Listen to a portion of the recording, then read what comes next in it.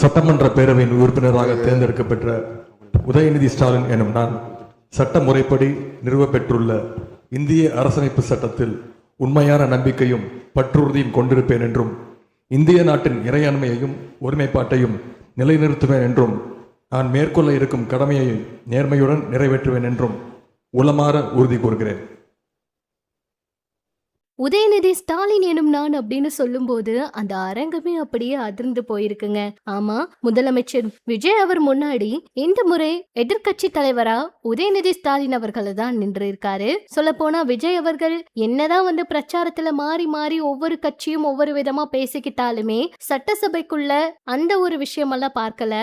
அவர் பதவியேற்கும் போது விஜய் அவரு ரொம்பவே சிரிச்ச முகத்தோட தான் அவரை பார்த்துட்டு இருந்தாரு. அது மட்டும் இல்லாம இன்று மதியம் முதலமைச்சர் விஜய் அவர் பாத்தீங்கன்னா மு.க. ஸ்டாலின் அவரை சந்திக்க போறதா ஒரு தகவல் வெளியாகிருக்கு. முன்னாள் முதலமைச்சரா இருந்த மு.க. ஸ்டாலின் அவரை நேர்ல விஜய் அவரை சந்திக்க போறதாகவும் ஒரு தகவல் வெளியாகிருக்கு. இது மிகுந்த எதிர்பார்ப்பையும் ஏற்படுத்தி இருக்கு.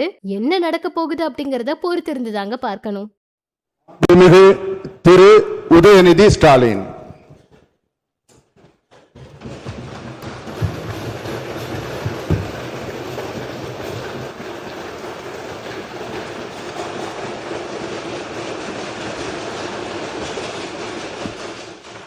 சட்டமன்ற பேரவையின் உறுப்பினராக தேர்ந்தெடுக்கப்பெற்ற உதயநிதி ஸ்டாலின் எனும் நான் சட்ட முறைப்படி நிறுவப்பெற்றுள்ள இந்திய அரசமைப்பு சட்டத்தில் உண்மையான நம்பிக்கையும் பற்றுறுதியும் கொண்டிருப்பேன் என்றும் இந்திய நாட்டின் இறையாண்மையையும் ஒருமைப்பாட்டையும் நிலைநிறுத்துவேன் என்றும் நான் மேற்கொள்ள இருக்கும் கடமையை நேர்மையுடன் நிறைவேற்றுவேன் என்றும் உளமாற உறுதி கூறுகிறேன்.